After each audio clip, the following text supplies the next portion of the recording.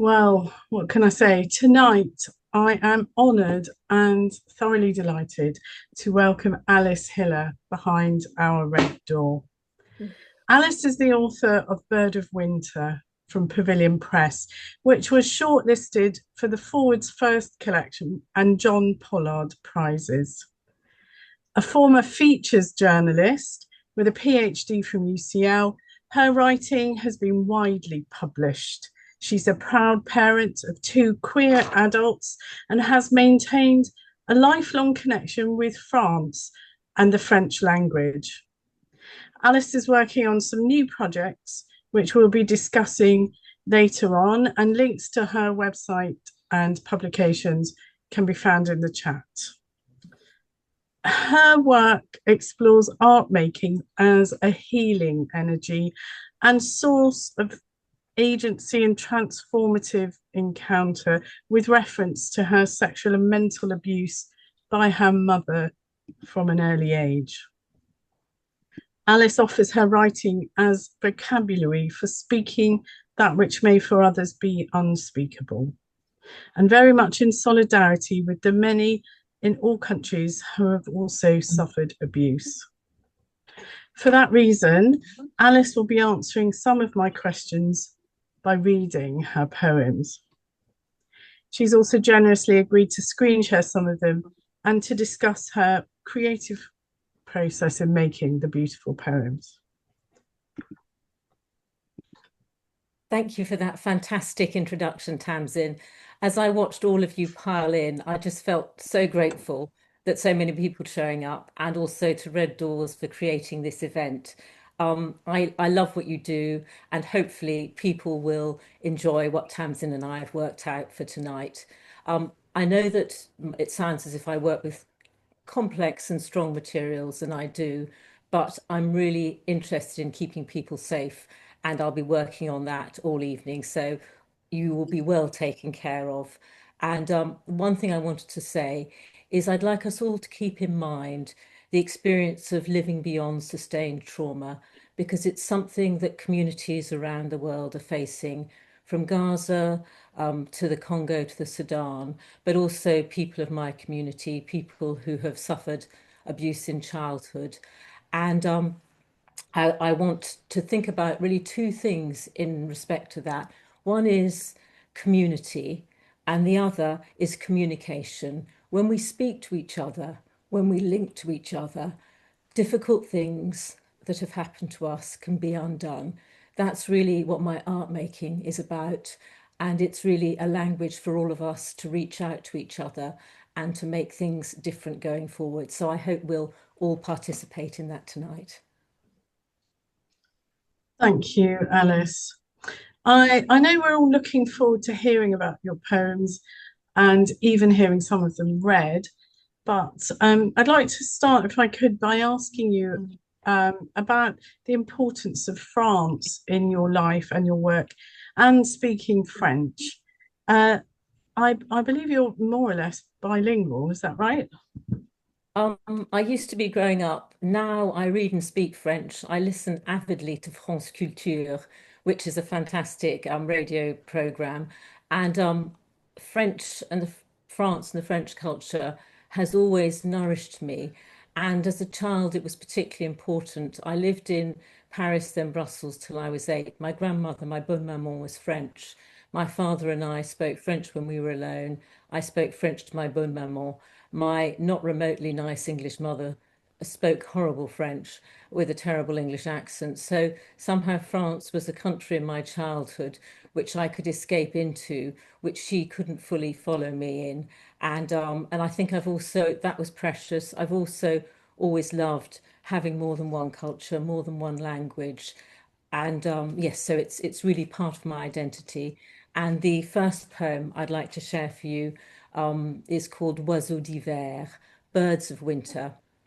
Here we So, are. We're in and away. So this is Oiseaux d'hiver, Birds of Winter, pour mon père. We pushed two nets between water and sand, bellying out pelican beaks to scoop the purple hair of the sea.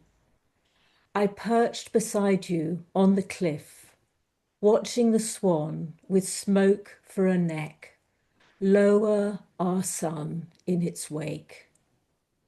You lay between hospital sheets while I taught my pillow in the whispering dark. Papa is dying like the fish we caught. Each night that I was attacked, you floated farther from me. And when I cried for help, only the soil of your grave answered my open mouth. Now November sheds gold tears on the bandstands and hooped railings of our loved parks in Paris. I track them past the swings where you fledged my down into feathers, then along the verdigris river until you rise, visible at last to me, Papa. Can we scroll down? Your face no longer lost, but vivant, speaking from the water. That's incredible. A really moving poem, Alice. Thank you. And as you can see from the screen, we're moving to a second French poem that you have in the book. Um, and I think that's about your grandmother, inspired by the film, which I think some people will be aware of, La Dentelière. That's right. That's absolutely yes. It was called The Lace Maker in I English. think, Oh, excuse sorry, I me thought for you were just reading interrupting you. one poem. I'm back Sorry. in. There we go. Yes, great. Um, Okay. the film was called The Lace Maker in English, and it's about me watching this film with my grandmother. It was a really transformative experience. Lace making after La Dentelière. The young coiffeuse is frightened. She wants this, but also she doesn't. The pickup is sophisticated. She meets him over a lonely glace vanille, lingering on the Breton seafront. Tucked under your alpaca, I watch alongside you, bonne maman. He kisses her into a folie. The young coiffeuse becomes a fish in a pool of rods, caressed by rising bubbles. I feel them tickling.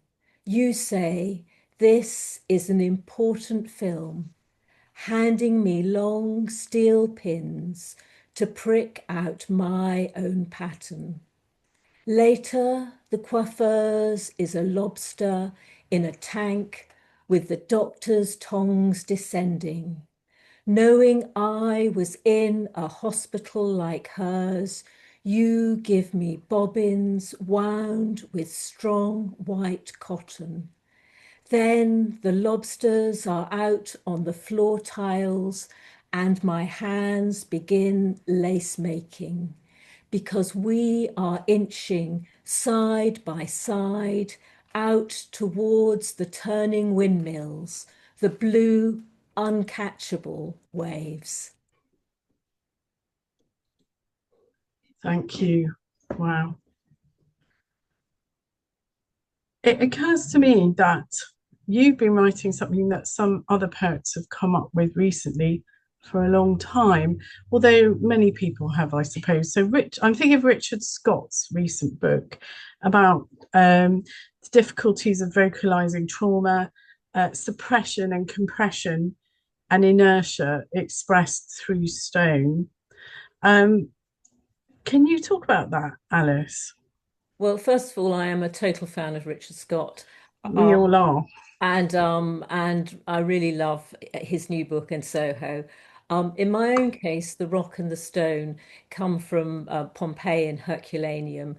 Bird of Winter is really told relative to, I explore what happened to me as a child relative to Pompeii and Herculaneum, and which were buried in rock and ash after the eruption of Vesuvius. I was really drawn to them at primary school, and but I didn't really I didn't explicitly understand that these cities that were buried were also somehow, for me, the buried abuse hidden under my daily, everyday life with my mother and waiting at some point to be excavated. It was a separate sub-world, frozen in all these moments of terror as the Pompeii and Herculaneum were, but also all this sort of beauty waiting to be discovered. And the next poem I'm going to share really has all those elements.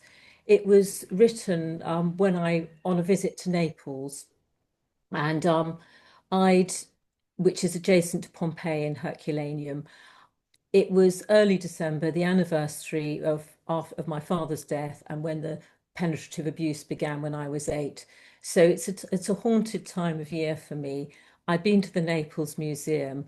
I'd seen mosaics, different things from Pompeii and Herculaneum.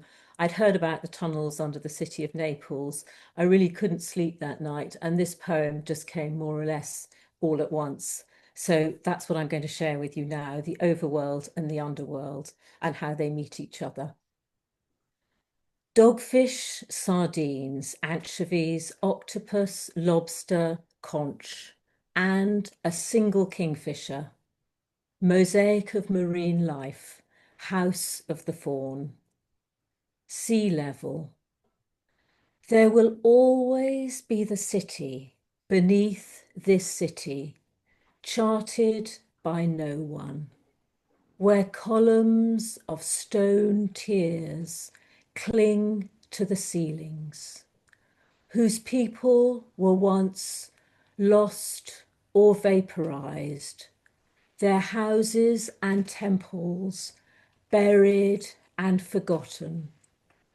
But let these people, who are my people, enter your lives again, and hope will shaft passages up through the bedrock until we swim free in the breathing harbour of morning. Thank you, Alice. I always do feel that tremendous weight of tragedy, disaster, unavoidable pressure, and a certain continuity through time when I hear your reading about Pompeii and Herculaneum. I think you've really found an excellent way to express this. It's, really appreciate that. Um, you have mentioned to me that you're working on 2 new projects at the moment. Would you be able to share with us what you're thinking about, and also perhaps how they relate to Bird of Winter, which of course we already is what we already know? Absolutely. I'm working on a new collection, and I'm going to share a couple of poems to close our reading. And that's really looking at the post-abuse adult female body. I'll talk a bit more about that. The other, which is really very closely related to Bird of Winter, it's a series of linked prose essays that track my life from 0 till 18, with the aim of documenting the arc of my experience of being groomed and sexually abused, but then really crucially reclaiming myself beyond this crime as a teenager. And that reclamation, it's always very tricky, but there's this tremendous life force that teenagers have, and that reclamation is really important for us to think about. When we think about abuse, we also need to think about the children emerging from that, reclaiming their bodies, perhaps having a tricky time, but trying to get themselves back on their own feet. So that's really something I explore in this book. And each essay is like a mini voyage. Who I am now, the adult me, goes in search of the child or the teenager I left behind, often by actually going to places where things happen to us and then recording what happens when I get there. And each of the essays opens with a tiny poem shaped like a bent ray of light or an arrow travelling forwards that holds the colour of the child I was at that particular time. And that's what we're going to be looking at now. Okay, incredible and important work. So thank you for sharing these, even though they're brand new and not out yet. I'm So, going to the first one. yeah. So I'm going to read the first two colours and then I'm going to read one from further along. The first one comes from my life's beginning when the abuse also began. Violet. The bigger I grow, the tighter the violet walls press. I curl into a ball and wreck my way out. Soon Mummy mends. Then she wants me back where I belong. Quickly she grows two milky doorknobs, whispering, "Suck me, come home." And then the next poem is the second colour, and it's a much happier one. I'm two now. We're staying at my bonne maman's seaside summer house on a cliff top in Normandy, and this is my father, whose love always makes for solid ground. Chalk. The sea is hurrying up over the sand. Papa and me push our nets through the waves. Wind fingers pull our hair. Shrimps tickle our toes. After Papa piggybacks me up the chalk path, where wildflowers whisper, "We grow safe here." We're now going to jump forward in time a bit to when I'm 13. My father's died when I was 8. The abuse has been ongoing. And then the changes of puberty, together with being away from my mother at boarding school, finally give me the strength to try and refuse her. And at the same time, I stop eating. And this is where we are now. Cream. Before hospital, I walk under leaves, abandoning trees. Each thought rasps. At nightfall, I eat dog meat, chew cream maggots, spit. Later, undressing with the lights on, I see furred snow downing my bones. Thank you. And that was just before I went into hospital. I wasn't able to tell the psychiatrist who treated me everything that my mother did. All the same, our daily conversations set my life on a new course. And this next poem is from Bird of Winter. Tessellation. From her bed in the white cloud, Alice watches the commode she uses as a toilet. It is 3 steps away, but cannot be mentioned.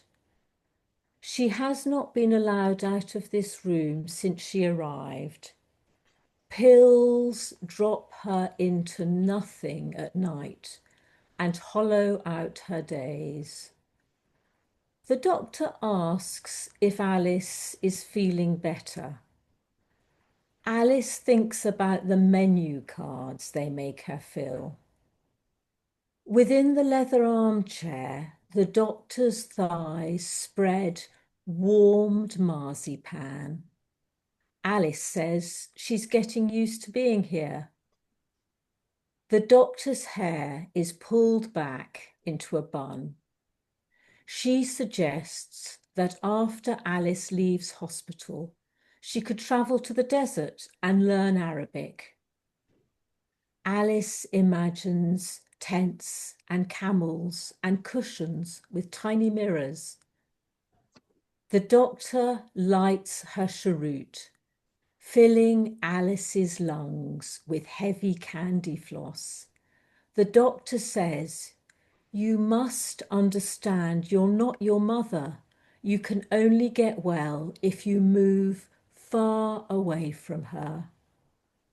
As the doctor speaks, giant scissors snip round the window. Once these scissors have cut all the way round the frame, Alice rises up, light as a leaf. Cold air is lifting her out into the waiting sky. Alice, both physically and mentally, is much less depressed and more outgoing. I think she is beginning. Thank you. Your poems at this point are focusing on the delicate formative time of tremendous risk. Would you be able to talk about that in particular, to focus on that? I'm thinking of a particular poem. Wait a minute. This one. Can we talk about this one? Absolutely. I find this so incredibly visual and disturbing at the same time. Can you tell us what's going on? Absolutely. I'd love to, Tamsin. Thank you for asking me. Um, this is, once I left the hospital, my mother never let me see the psychiatrist again. So I was 13 and a half and on my own. The psychiatrist had said I couldn't live with my mother. I sometimes lived with her, I sometimes didn't. And this poem is really about that very vulnerable time, that post-abuse time of a teenager who hasn't really learnt to protect themselves. And the frame poem says, which is the frame you can see round the door, it says, her door is missing and both hinges are hanging and the handle long gone because the latch was smashed off when the burning surge burst through. And that latchless hanging door is the post-abuse adolescent whose ability to say no has been taken from him, her, or them by what they've been subjected to in childhood. But it's also the pyroclastic surge that poured through Herculaneum, literally ripping doors off houses, statues off pedestals, carrying everything to the seashore and eventually burying the whole town. And then the cut up phrases, which you can see filling the doorway, are a text from an academic study that describes what archaeologists found piled up on the shore: an entire roof, the body of a statue, vast chunks of masonry, beams, rafters. That was the whole. Everything was poured through. The door had no resistance, and that is sort of how the teenager is. Um, in the aftermath of abuse, and why I really want people to think about that delicate time and the resources we need to bring to that time. Yeah, thank you. I mean, it's tremendous. Looks simple in one way, but it's the most incredible use of imagery, of form, and because of the symbolism of the doorway, there's so much movement happening. Although, perhaps that's not an obvious thing to think about with the subject matter. So, is there healing in this happening here, Alice? Really, absolutely, yes. Putting this formerly very painful, shame-filled thing on the page, turning it into a chosen arranged artwork that others can share in, changes its power completely. The energy that was used to hurt me and millions with my history is now harnessed to fuel an act of enlightenment. It becomes a doorway, as you perceptively noticed, Tamsin, to a new space that we can enter by joining together in seeing differently. And like many people who live through sustained trauma, as a teenager, I was a mix of toughness and fragility.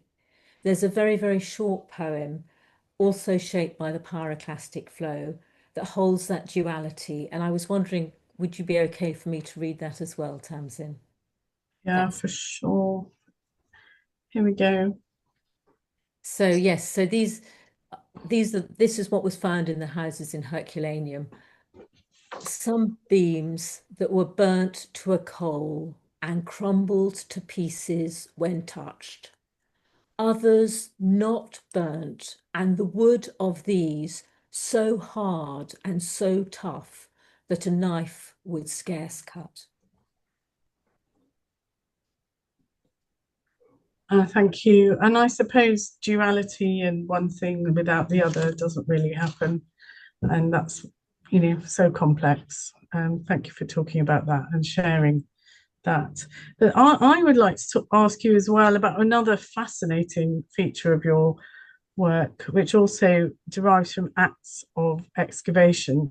And personally, I'm very interested in Egyptian mythology, and I have used it in my writing quite a lot. So I'm so excited to hear and see this special iconography. It's like a little hobby of mine, used in different ways. And I was wondering if you can tell me how the Egyptian pantheon, Isis, Osiris, are used in your poems and why you're drawn to them in particular. Well, I think life in ancient Egypt with lots of warfare, no antibiotics, massive, massive income and class inequalities, and agriculture totally dependent on the Nile flooding was very precarious. Isis, Osiris, all the gods were a structure of holding and resolution, a communal act of imagination that people used to sustain each other through all the sort of losses and perils. Um, and they come out of earlier myths. They fed into later iconographies, theologies. But what I really try and do is let that framework come into my own work as a sort of energy of creation, linking us back through millennia, through generations of people, to how people have always connected with each other through acts of shared art making. We think of art and poetry now, but actually historically the boundaries were much more fluid. People told each other stories, they knew about the gods, they painted pictures of the gods. It's always been part of our lives as human beings for coping. And in my own work, aside from Osiris and Horus, I particularly love Hathor, who is the mighty Kara goddess. Her speckled flanks are the scars of the sky, the stars in the sky. Her body contains our world. And I'm working with my own body, which was physically and psychically wounded by my mother, a woman. This huge number of wonderful Egyptian female goddesses who generally do very good things. They fertility, their heal, their fecundity. That sort of, I just feel I'm plugging into deep good energy. And in fact, the final poem of Bird of Winter is about the excavation of the Temple of Isis at Pompeii. The Romans loved Isis as well. And if you're happy with that, I'd like to share O Goddess Isis with you now, Tamsin, if I may. I definitely would like some of that deep good energy. So here's O Goddess Isis. O Goddess Isis, make me your chick. Feed me from your beak. Twice a day rattle your sistrum. Call me back from death. Each spring reassemble my scattered parts. Beat me into the sky on hawk wings. I will be your Horus, hovering above them as they shovel the ashes from fluted columns. I will shake cymbals clear of silence, bury pine cones in the temple floor, raise beloved Osiris. I will offer up my voice until the ibis fly free of the carvings, until the stars of your nipples dissolve night, until the hems of your tunic reveal the sunrise. Thank you. Until the ibis fly.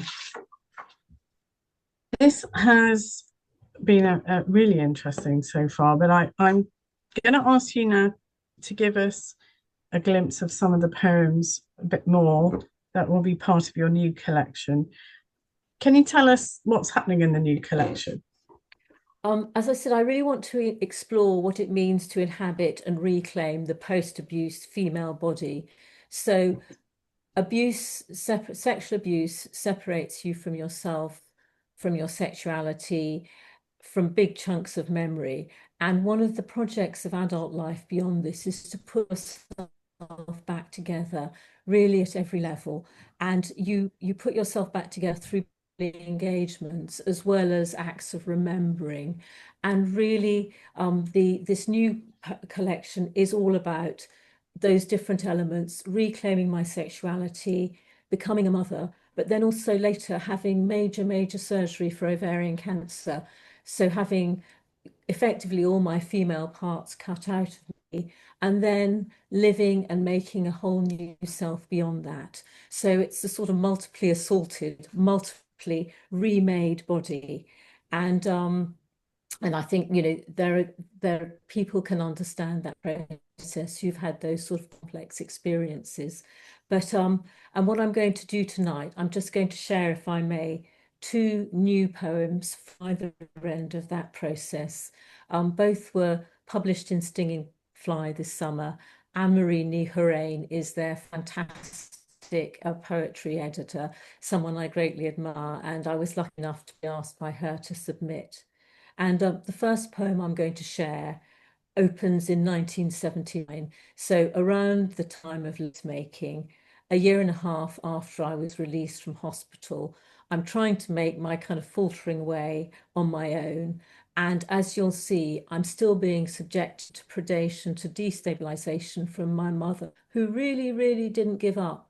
And if you don't separate abusers from the people they have abused, they will continue to go after them, I regret to say.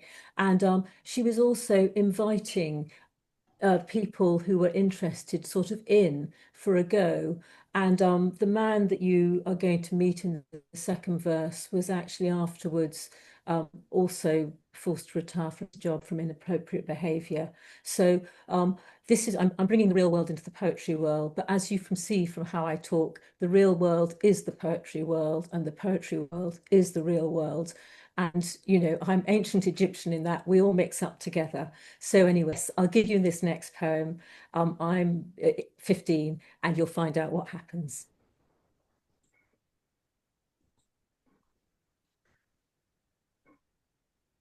That's lovely. Thank you. I was 15 and 2 months. Beside the Dordogne, everyone wore swimwear. Mother said, walk across the beach like a Swedish nudist. Her face was hungry. I slipped off my new bikini. People were staring. The river stones jabbed my bare feet.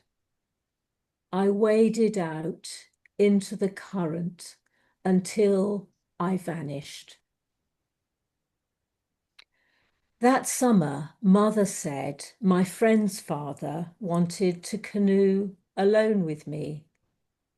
At the Har depot, she said, be free, go topless. My friend's father watched me undress. He steered us past sunken trees. Once our canoe got caught in deep rapids.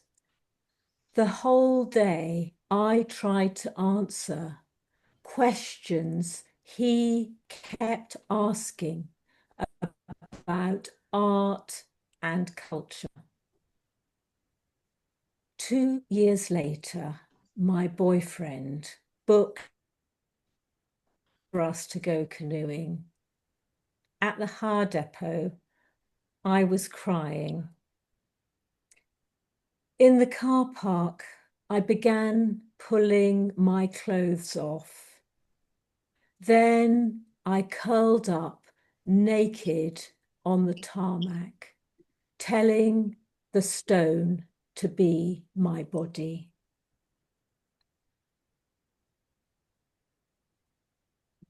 Well, I can only salute your bravery and your imagination and creativity, Alice. But you've got something else as well for us, I think. Yes, you'll be delighted to know that my final poem is one of healing and resurrection. We're going to jump forwards again from the late 1970s to 2011. I've just had surgery the day before for ovarian cancer, and I'm 47.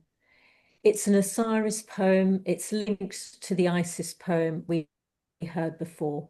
As some of you'll know, Osiris was killed by his evil brother Seth, who then cut him into pieces and scattered those pieces so he could be no more. And in a sense, that is the intention, the selfhood of the child who is abused. That is the intention of the abuser, that they be no more. But my excellent Egyptian female goddesses came to his rescue.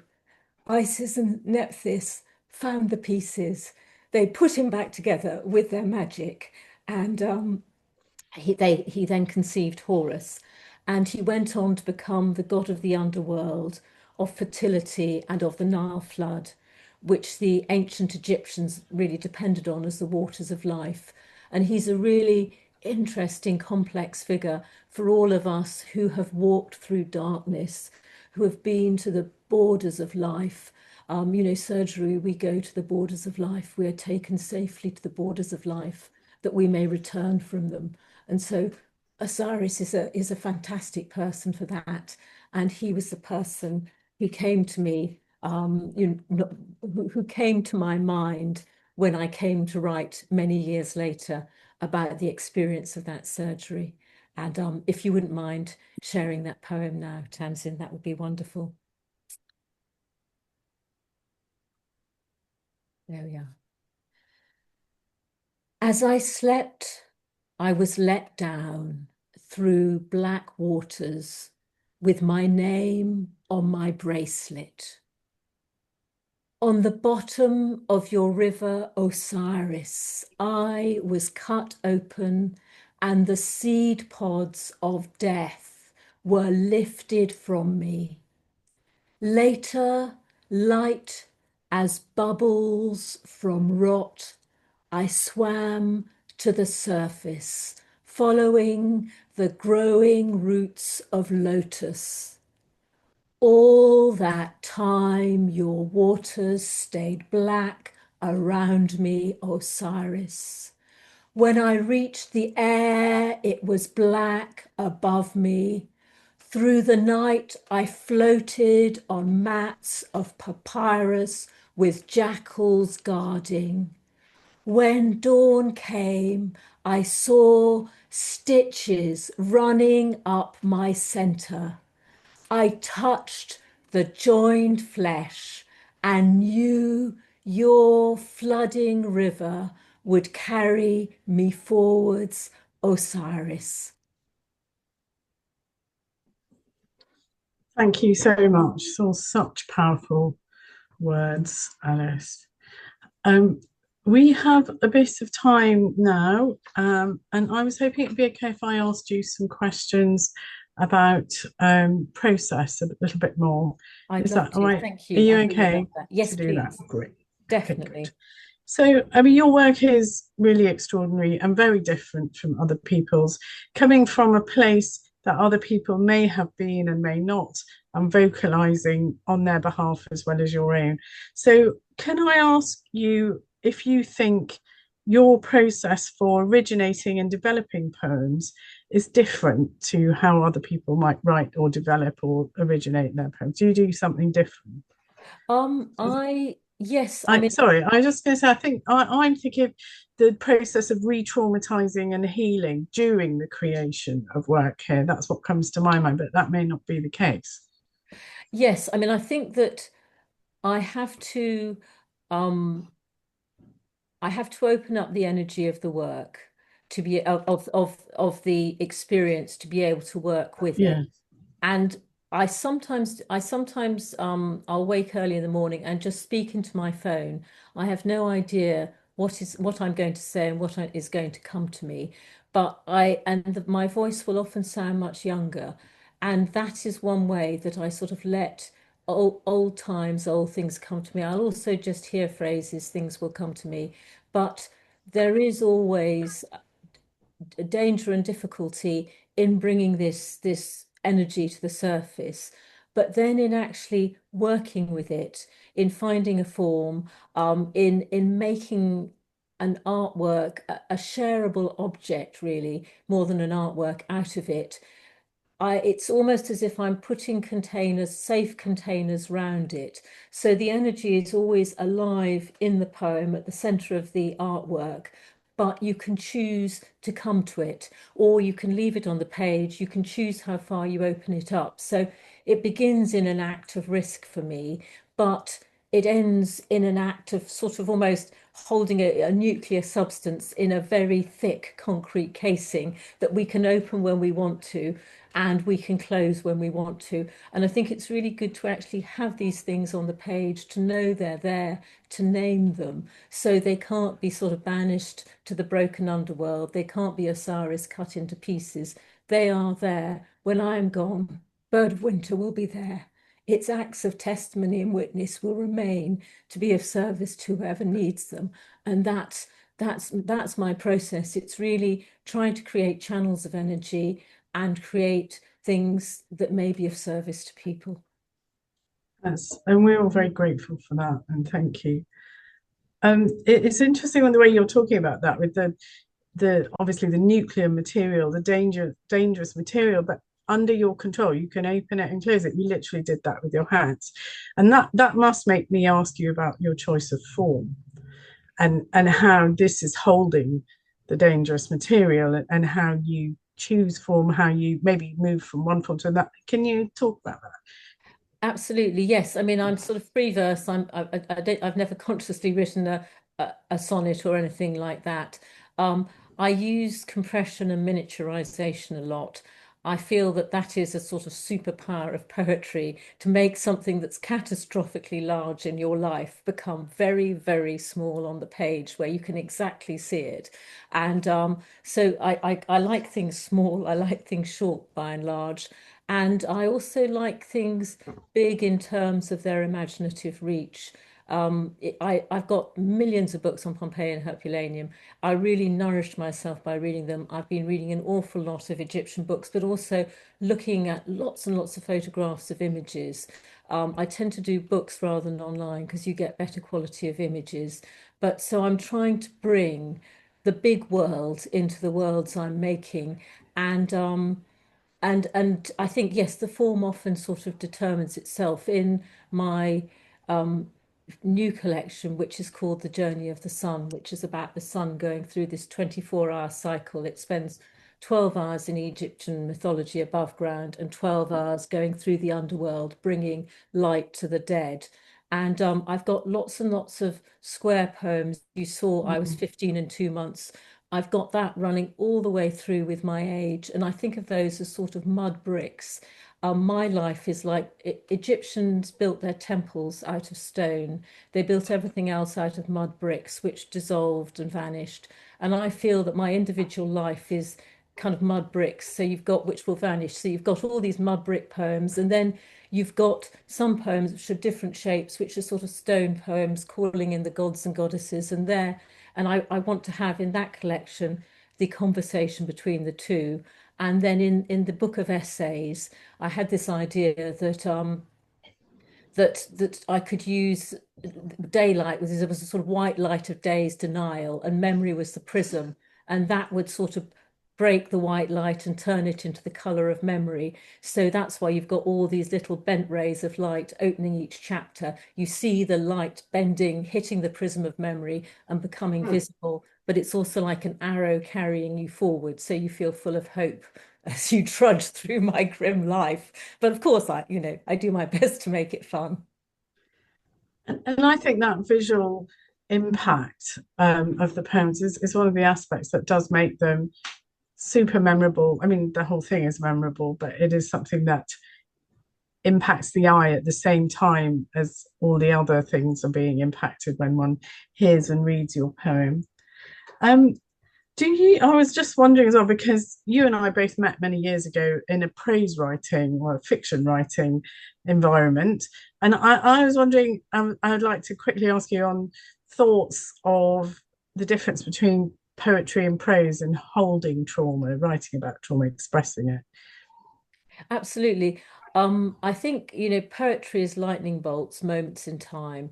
And what I really wanted to do with the essay collection, which is called I Am Colour, is I wanted to make it impossible to look away. I wanted to track myself chronologically through time. There are 21 colours, 21 essays, and I mean, I literally go to places and describe the experience of being there. I wanted to put it in a form of words that no one feels intimidated by reading.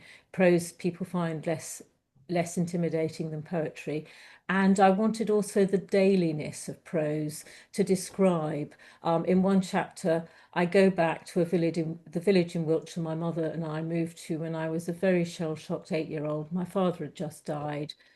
She moved me to this village where I knew no one, to a rented cottage, and I had to sleep in her bed, and she raped me nightly.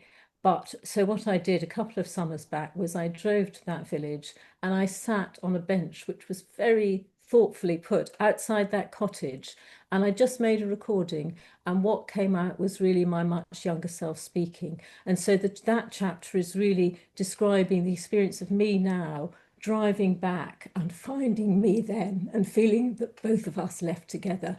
But I wanted the materiality of what happened. People are always trying to say it wasn't, well, not to me, but it wasn't true, it didn't happen. And I use medical notes as well in this book. I was incredibly lucky. Anne Daly, the NHS has lost quite a lot of my medical notes, but Anne Daly, the psychiatrist who treated me, put her notes into the welcome, which I found, and I've been able to get a redacted copy back. So I've got this wonderfully complete set. And again, I'm writing in response to those. It's that whole thing of saying, I'm only using my life as an example. This is happening to millions and millions of children around the world. By looking at me, find out what it's like for them. And I'm 61 years old. I really feel passionate about trying to change awareness, use my experience to be of service to others, because it is something I can do. And as I say, prose is the other arm. The two speak to each other. But of It's course, very it will give interesting. you tremendous fun, she says, cheering everybody up in a safeguarding way.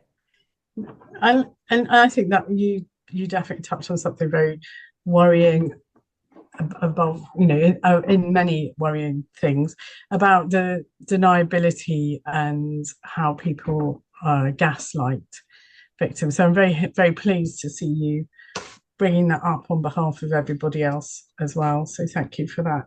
Um, I just had a couple more questions if you're still able to go on Absolutely, very much so. on that. So yeah, a lot of people like to talk about sending their work out, about the reception of their work, submitting, and you've shared with us some poems that have been well, you said one was commissioned by Stinging Fly, but the other one was in Magma. Do you send out a lot? I mean, the material is difficult, and one has the impression that lots of magazine editors are trying to people please, and so wouldn't necessarily pick a whole issue on difficult poems. Yeah, I don't know. I was wondering what your experience is in getting poems that speak to a difficult truth into literary magazines. I'm the worst person to ask because I never send out. Don't send it out. So no, but I think this is That's one no, way. no, it's not that. I mean, I just in fact, both poems I shared were from Stinging Fly. The two you chose were Oh, Stinging Fly. And all that happened was Anne Marie emailed me. She didn't commission me. She just said, "Do you have any poems, Alice?" And I sent her some, and she picked two. So that was a really lovely sort of boost. I just had yet more gynecological surgery, so it was a lovely thing to receive.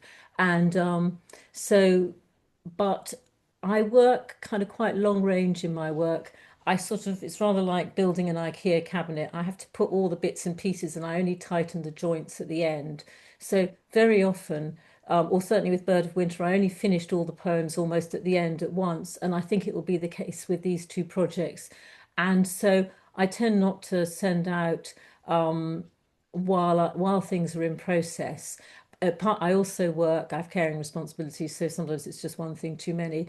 So I'm not sure whether people are or aren't against, but personally for me, and I think the other thing is, and we're all extremely different in this respect, but I'm not a fan of rejection, so why be in poetry? Like, why be in poetry if you're not a fan of rejection? Good question. But I more specifically, it's pretty delicate what I put together. It's pretty tough on me. And I don't fancy anyone telling me I'm not doing the right thing till I think I'm done with it. So it's really, keep your opinions to yourself until I'm ready to tell you. Do you know, it's just it's a self-protection. But other people putting out there is a way of like, keeping your head above water. The right course is different for everyone. Um, Uh, Thank you, and that was very honest. I don't send them out. it's very straightforward, but I might start. You might start. It's brilliant. So, but allied to this, Alice, because one wants the work to communicate, and the publication is a slow business. I've seen you live at Outspoken, and that seemed a difficult performance as much as any other. They didn't have you had the audience there, a large audience right in front of you.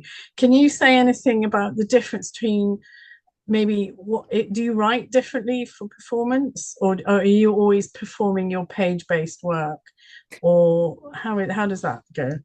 I always only perform page-based work or finished Okay. work.